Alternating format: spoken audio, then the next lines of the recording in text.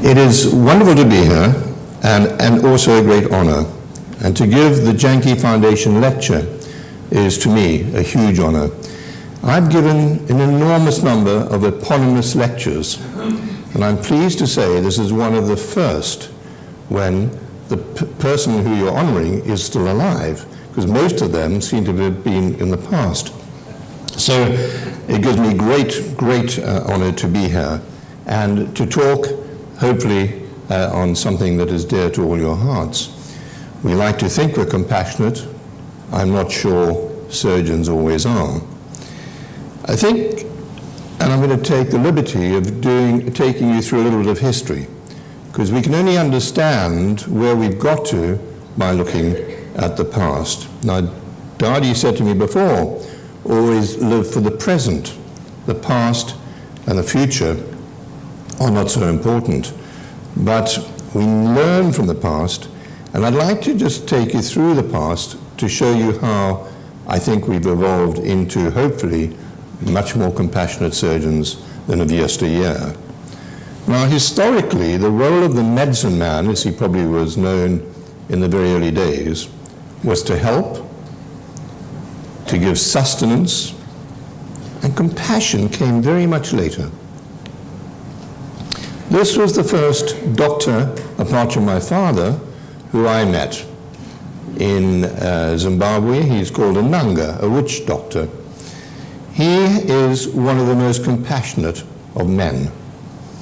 He throws the bones and tells you of the future, but he will never tell you of something that you would not like to hear. So there is the start of the compassionate medicine man.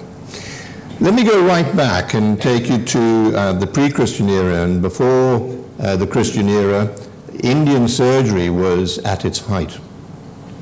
One of the most famous of surgeons in India was a man called Susruta, and you will see at the bottom the pictures of his amazing plastic surgery called rhinoplasty, building up the nose.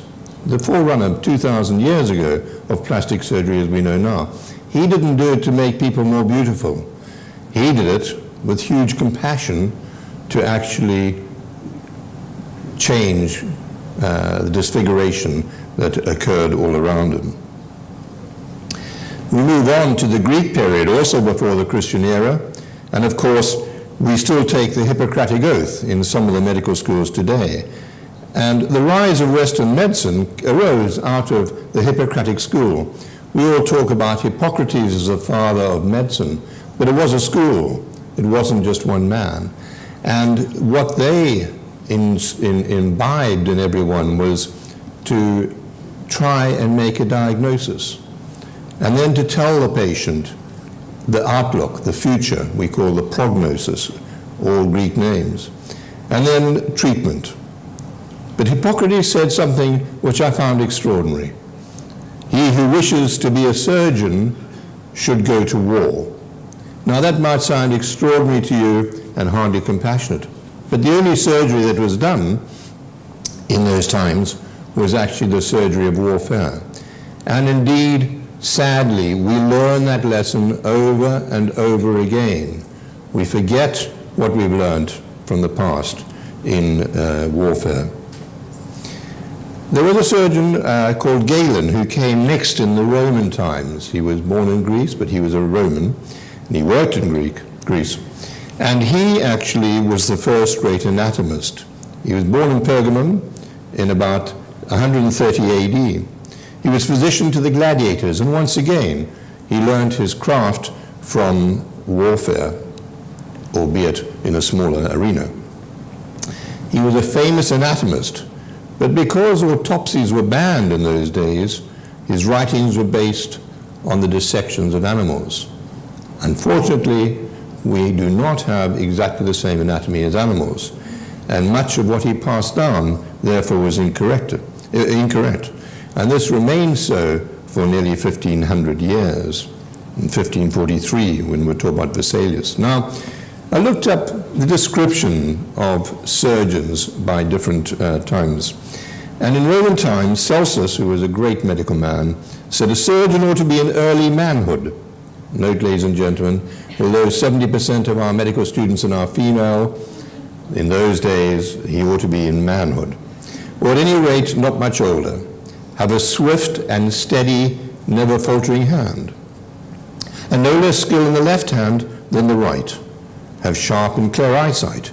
Appear undistressed and compassionate, inasmuch as he wishes to heal those whom he treats. So here comes the word compassion. But does not allow the cries of the patients to hurry him more than the circumstances require, or to cut less than is necessary, and permits the patient's groaning to make not the slightest impression on him in anything he does. I think that's hardly compassionate. Now, the Dark Ages occurred after Roman times, and we are grateful to the Arabian School of Medicine, for without the Arabian School of Medicine, we would not have any of the medicine of the Greek, Romans, Chinese, or indeed Indian times. Avicenna was the great surgeon of that time, and he, more than anybody, in fact, translated into Arabic all the Roman and Latin and Greek texts. And he stated, "He who rejects anatomy will wrong and kill his patients." But of course, they were based on the wrong anatomy. You'll be surprised to hear that the first medical school opened in 864, in the 9th century. It was established south of Naples by 4 people, a Greek, a Roman, a Jew, and a Saracen. Extraordinary. Pity they can't get together now, isn't it? In 1215, Pope Innocent III had the Ecclesia Abhorrent a Sanguine, and that was because at that time, after the Dark Ages, only priests were allowed to operate. And he said that the church abhors bloodshed and he banned any of his clergy to shed blood. This meant that the surgery had to be taken over by others. And it was, in fact, barber surgeons who took on the role of surgery. The French school flourished in the 13th century. Henri de Mondeville, Guy de Chauliac, and they were at that time treating hernias, but not by surgery. And you'll see that if you had a hernia, a very simple thing, it takes half an hour to cure by surgery, and a week to recover perhaps at the most. Took 50 days of bed rest. But Guy de Chauliac, I thought we should again see what he said about surgeons. I won't do it in French. "Let the surgeon be bold in all sure things and fearful in dangerous things."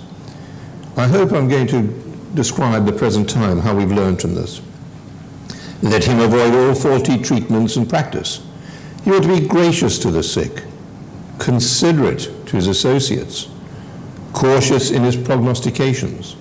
Let him be modest, dignified, gentle, pitiful, and merciful.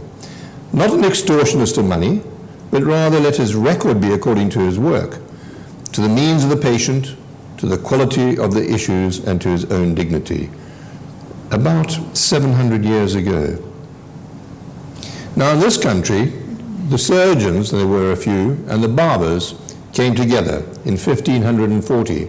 And here in this great Holbein painting, which hangs in the Worshipful Company of Barbers, and the cartoon is at my college, the Royal College of Surgeons of England, depicting Henry VIII giving the charter to Thomas Vicary on his left, the first master of the company. Note that his right leg is covered because he had terrible sores on his leg, and no painter was allowed to paint his right leg. Now, at this time, surgery was still in its infancy, surgery of warfare. Very few operations were performed, amputations and the like, but that's about it. The first laparotomy was performed well before anesthesia. A laparotomy is opening the abdomen for an ectopic pregnancy, a pregnancy in the wrong place, and took place in Vienna in 1549. But then there was the Renaissance and the birth of a new surgery, and it all started with the study of anatomy and the great anatomist Andreas Vesalius. And he painted and studied the anatomy and made surgery a possibility through this great study. Now this man, I think, is my favorite hero in surgery. He must have been the most of compassionate surgeons of all times. Ambroise Paré was too poor to get into medical school. He therefore apprenticed himself to a barber surgeon, and he ended up as a scene hair in many of the French wars. At that time, if a patient had a gunshot wound or injury to the leg, it had to be amputated, or arm. And to seal and heal the injury, hot boiling oil was poured onto the recent stump that had been cut off. What did Ambroise Paré do? He hated this, the screams and agony, and he ran out of oil. So he bandaged the patient and put soothing oils and balm on the stumps. And the next day he arose. He was a true researcher. He rose at 4 a.m. to go because he was so guilty. He had not slept because he believed that those he'd put the oil and the bandages on would all be ill and festering because he'd run out of oil, and those with oil would be better. And he found that those with oil were suffering and festering, and those where the calm of balm and oil and bandaging had been. And he didn't say to himself and to the world, I have cured them. He said, I bandaged him, but God cured him. At this, he said, I resolved never again to cruelly burn people who had suffered shot wounds. Always give the patient hope, even when death is near. We'll return to that theme again. Surgery became a science, and here in the great painting by Tulp in Amsterdam, demonstrating surgery, you'll see that at that time, the students were much better dressed. In this country, the Hunter brothers, the great Hunter brothers, William and John, came and opened their anatomy school. And John Hunter, looking as you look to your left, was the founder, really, of the Royal College of Surgeons. John Hunter said, do the experiment. Whenever he was asked by any of his students what would happen, he said, do the experiment. His surgical writings made history, and no one has ever influenced the subject more thoroughly or broadly. Of course, at this time, the physicians were also discovering things, and William Harvey discovered how blood flowed around the body. His experiments were done, believe it or not, in Richmond Park on the deer, and he saw how the blood flowed around the body in Richmond Park. Then came the Enlightenment, and surgery suddenly became more of a specialty, and the art of cutting for the stone was perfected by William Cheseldine in this country, St. Thomas's Hospital, and Frère Jacques in Paris. And those of you who know the song Frère Jacques, that's who it was, a surgeon in Paris. Dupuytren was another of the time, and I show this slide because I think this was not compassionate. Here is Dupuytren with his hand on a lady who is obviously suffering from some illness, being demonstrated, not to other surgeons and physicians, but to the public. This is hardly considerate. Jean Larrey, Napoleon's great surgeon, he devised and designed an ambulance. Can you imagine, before this was designed, how people were taken from the battlefield? And then, of course, came the great change for surgeons. There were two huge changes in the life of surgery. First, making operations painless, the introduction of anesthesia.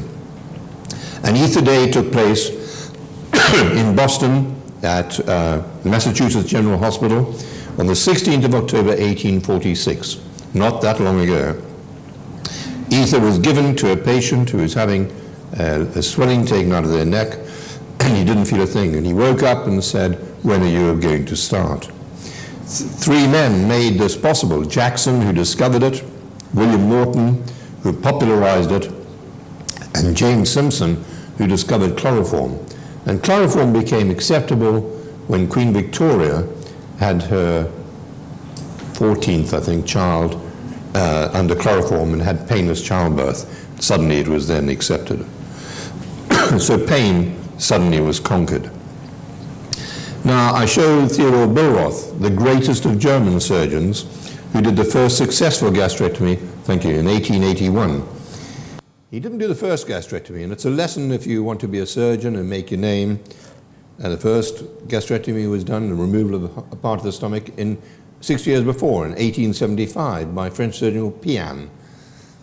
But Pian's patient didn't live. If you want to have an operation named after you, your patient has to live as well. I mention Billroth because this was what he stated about doctors, not surgeons as such, but doctors. A person may have learned a good deal and still be a bad doctor who earns no trust from patients. The way to deal with patients is to win their confidence. Listen to them. Patients are more keen to talk than listen. Interesting. And help them, console them, get them to understand serious matters. None of this can be read in books.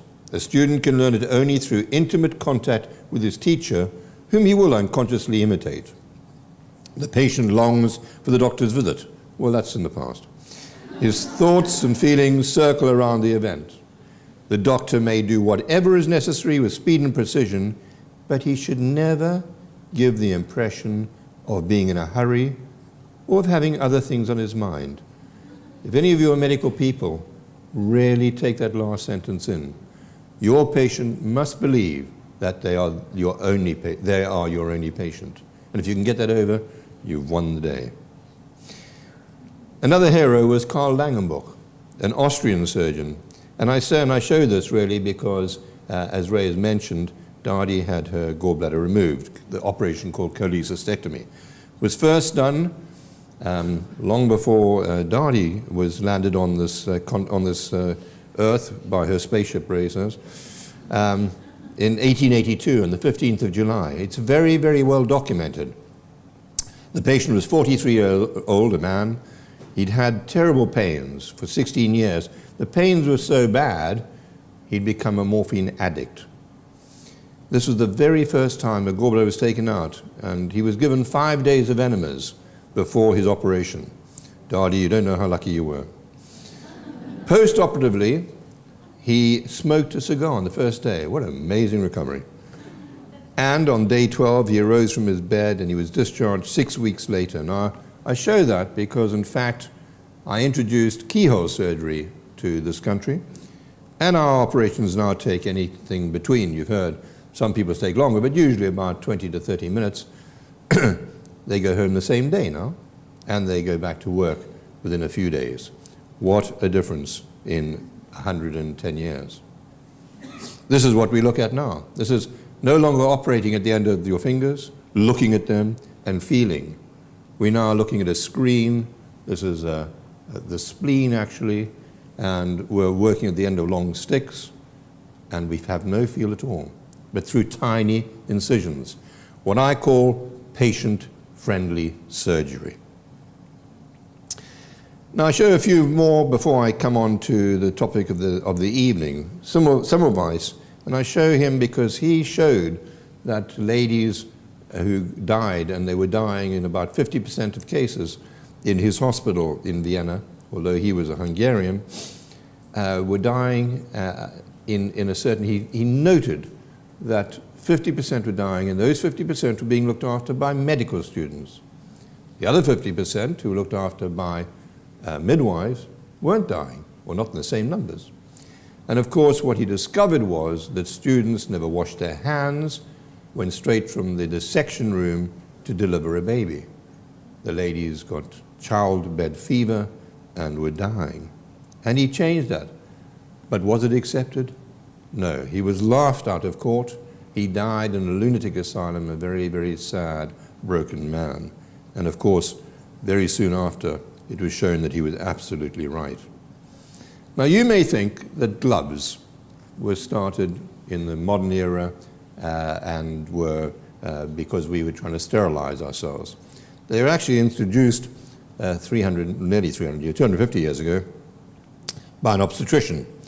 And in the next century, a doctor called Planck, who was a dermatologist, found that he was catching things, so he wore gloves. And in 1847, there was a letter to the Lancet, the great journal, by Thomas Catelray and Mr. Wilfred Potter, who cut his hand dissecting and died, and suggested that if you ever were doing dissection, you should wear gloves. But actually they were introduced, surprisingly enough, by William Halsted, a great cancer surgeon in America at the turn of the 19th century, a scrub sister, the lady who scrubs up and assists. And she was incapacitated by chronic eczema on her hands because they used to scrub the instruments in mercury bichloride to sterilize them. And he said to her, go down to the rubber company in Maryland and get something made to protect your hands. He subsequently, her hand survived, and he married her. So it was a very pretty story.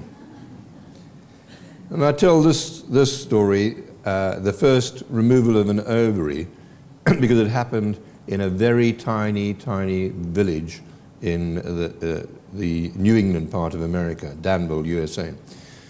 And it was a lady who thought she was pregnant. She was 45. She got a huge swelling in her abdomen, and she rode her horse 36 miles to come and see Ephraim McDowell, who was an ordinary general practitioner in this small village. He said he didn't think she was pregnant, but there was nothing he could do for her.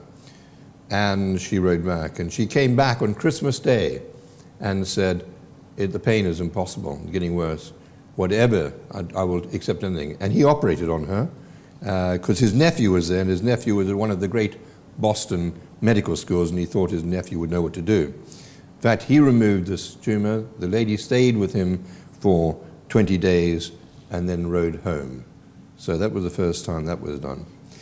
The other thing that happened around this time was that we discovered why infection occurred. Louis Pasteur in France, Robert Koch in Germany discovered bacteria, and of course antisepsis was born.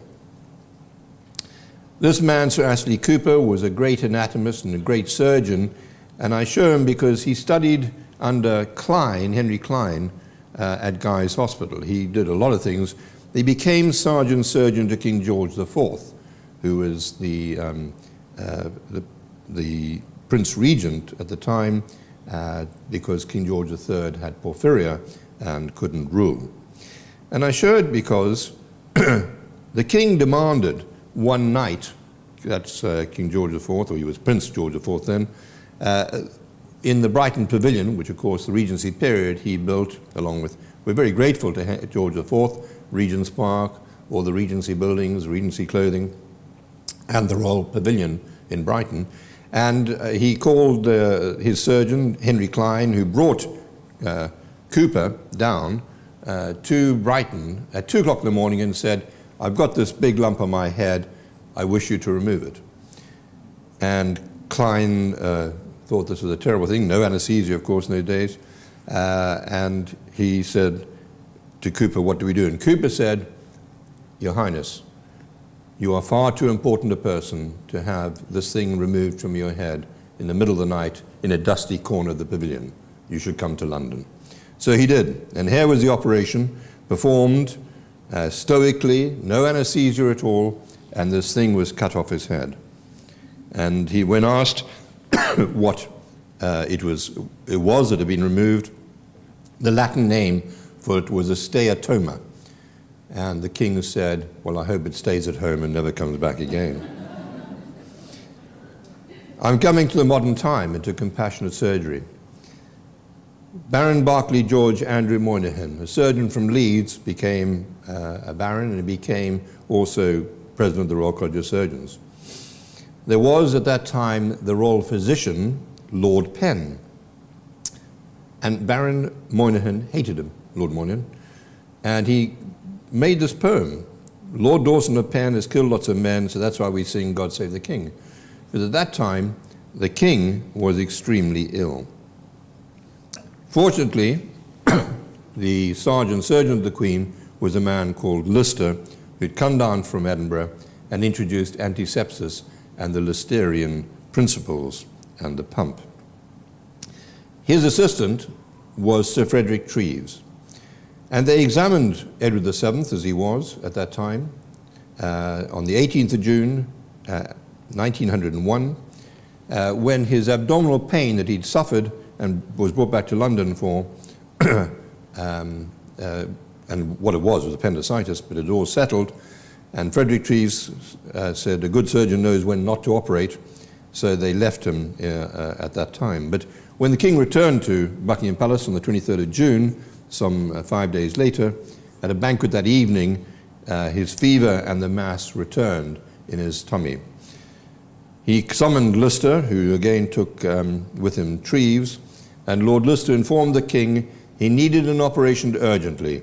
But the king said, I must keep faith with my people and go to the abbey for the coronation. He kept repeating this until finally Treves, the junior surgeon, said, then, sire, you will go in a coffin as a corpse.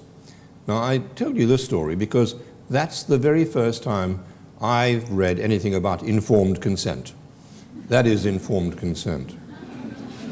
We'll return to this.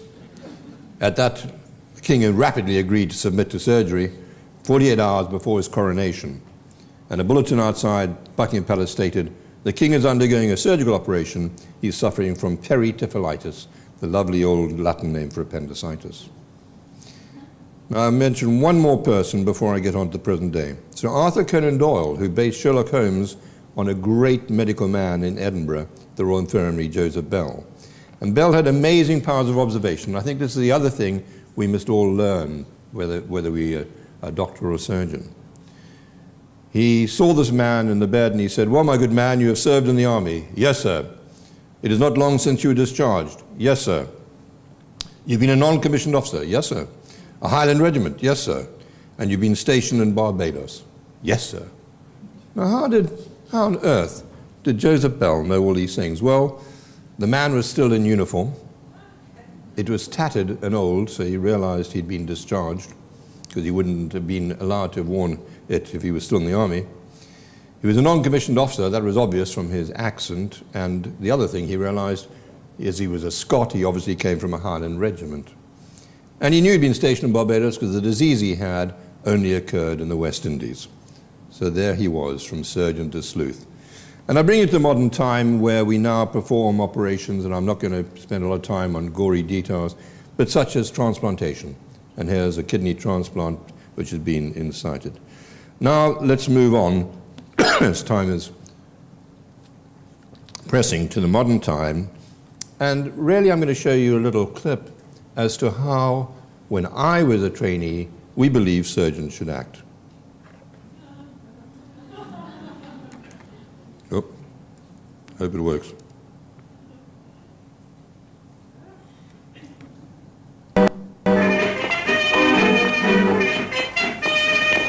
Now, you just lie still, old fellow. I'm just going to discuss your case with these young doctors here. Take his pajamas off, sister. You, examine his abdomen.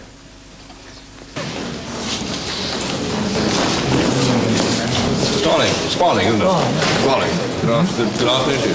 Good afternoon. We're in the middle of our war drive. You, what are we going to do about it?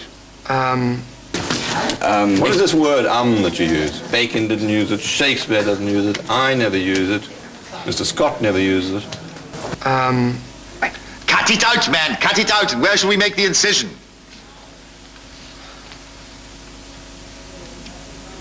Nothing like large enough.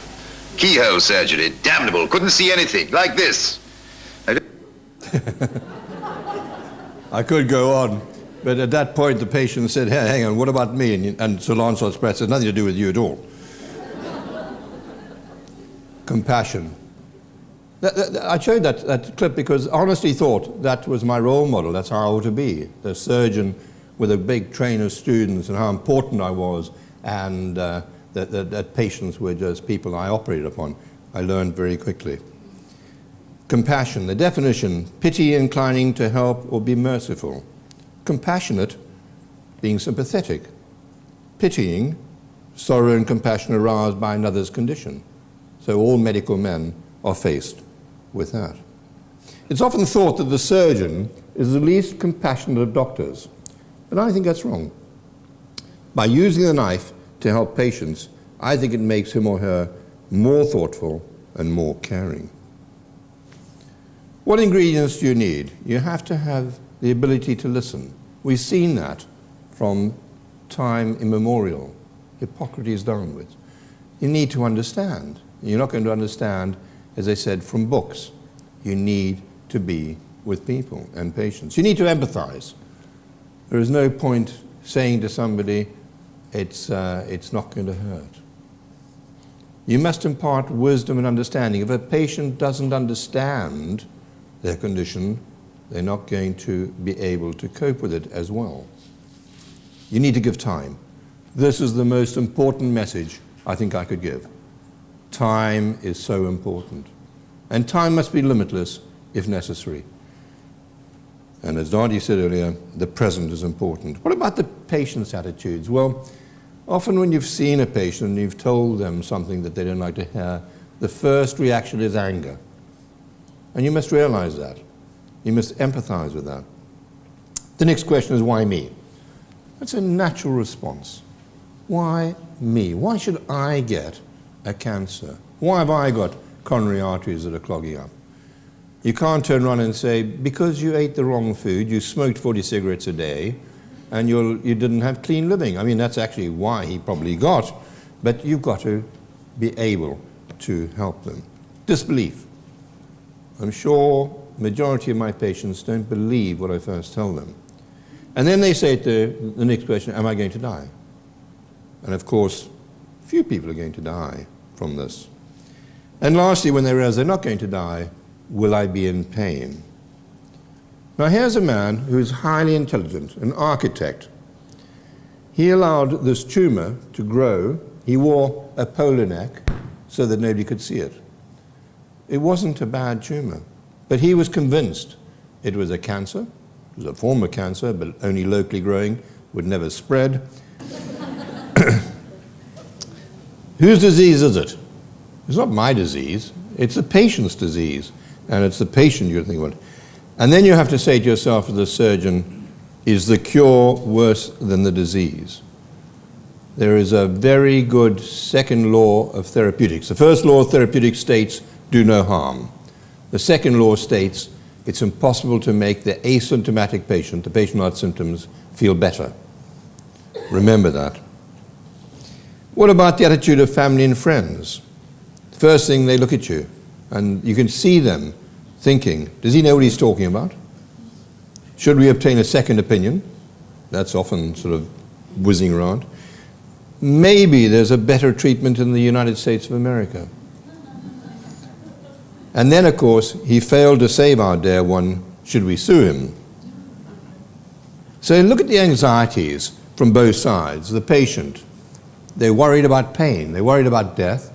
They need to know, do I really need this treatment? What are the alternatives? I mean, here's the man. He's a surgeon. Of course he wants to operate. And what about the family around me? And the surgeon saying, can I cure this patient? That's my anxiety. Or, if I can't, can I at least palliate, make the patient feel better? Am I the best person to treat? Too often, when I do medico-legal work, and you can see time and again, somebody taking on what they shouldn't have done. They should have said to themselves, am I the best person to treat? And the what if? What if I do this? Should I do something else? Finally, damn it, it's Saturday, I want to go home, I want to see my family, it's interfering with my life. These things go through everybody's mind. How do we promote healing? If we're going to make our patients better, how can we promote them? Well, complementary medicine. I'll get back to this. Complementary medicine has a very big role. Religion and belief. There is no doubt that if you have religion or have belief, it gets people through very difficult times. Healthy lifestyle. Those patients who have a healthier body will get through surgery a lot better. Diet. There is no doubt that diet is important. And meditation. I'm not going to talk to you about meditation. You know far more about it than I do.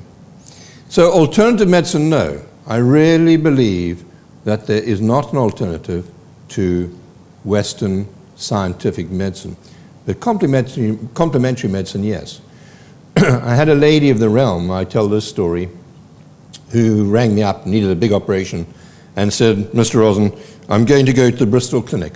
I said, well, everybody's allowed to do what they want to do, but I really do think you need the operation. She said, no, I'm going to have the operation, but I'd like to go to the Bristol clinic first. You all know about the Bristol clinic and all sorts of alternative therapies.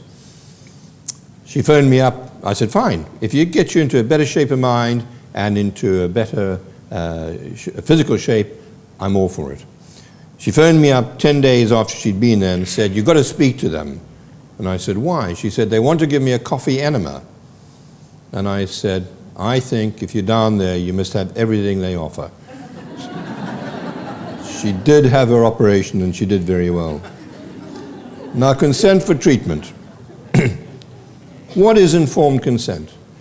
You know, we all talk about this in medical circles, informed consent. Make sure the patient understands. If you had to write, I'm doing a very big operation tomorrow. I sat down with the lady and I said to her, you need this operation? She said, I know.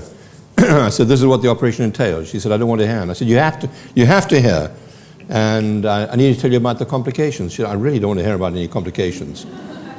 You know, everything's going to be fine. I said, yes, but there might be problems. There are always a possibility of A, B, C, D, E, F, G. But if you had to give fully informed consent about every possible thing, you'd have to actually sit there with a textbook and go through everything. You can't do that.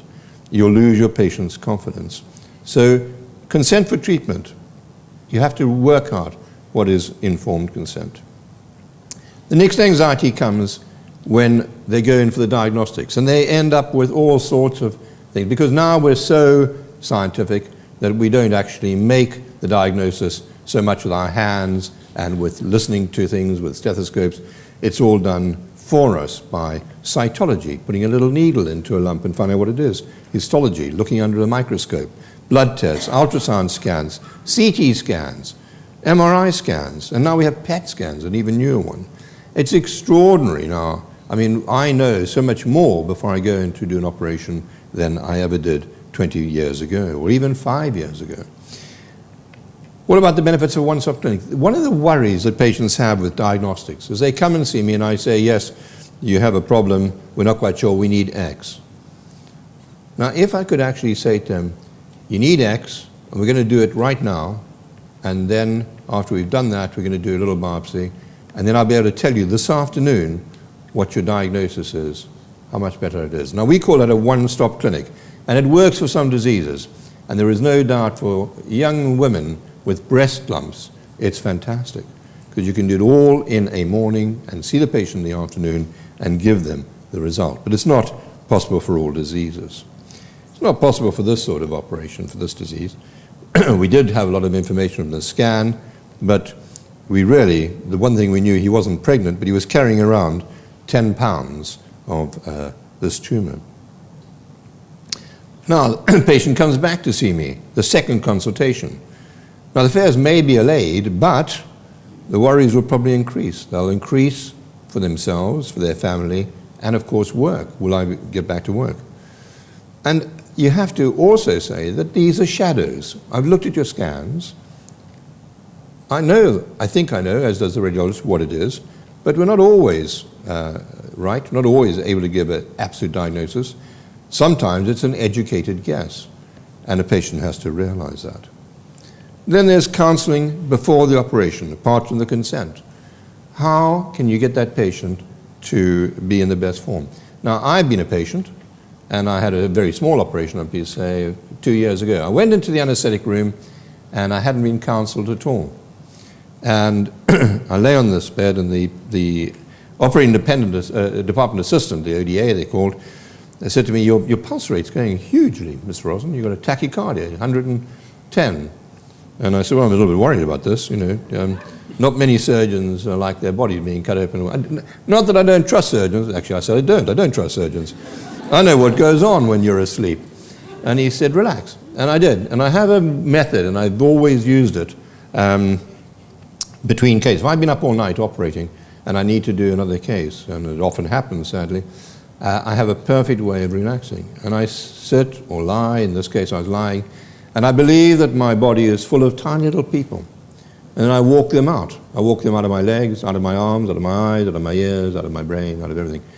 And my pulse rate came down from 110 to 68, without any medication, without anything else, and the chap couldn't believe it. So if you counsel your patients and tell them, try some relaxation, try meditation, try whatever it is, they'll be in a much better frame when you come to operate. Because if you're going to have an operation like this, and this was a patient sent to me who had his leg removed and it didn't cure the disease, it is a very difficult thing to come to terms with. Anxiety of the patient, delay, fear. And nowadays, our other problem is they have so much more knowledge. They search the internet. Unfortunately, ladies and gentlemen, the internet is not that good. They come up with all sorts of extraordinary things. They read books. Most books are out of date by the time they're on the shelf. They talk to friends. That's a disaster. I've had that done. You haven't a hope. Sorry. But we'll have a very good party, don't worry. They're often dangerous and out of date. Then there's a general practitioner. The general practitioner isn't quite sure what the surgeon said because the letters aren't typed, they haven't heard, there's a delay, and that may decrease or increase the patient's fears.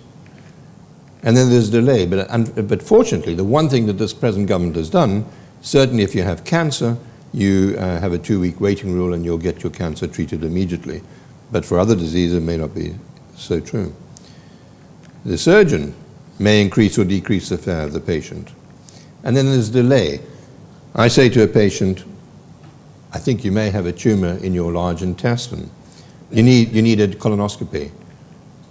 They go with their form to the colonoscopy unit, and there's a waiting list for 6 weeks. Well, that's not good news. They've been seen within 2 weeks. They then have to wait 6 weeks for a diagnosis. So that's a big worry. So calm the patient, reassure. If there's anything you have to do, it's reassurance and reassurance and reassurance.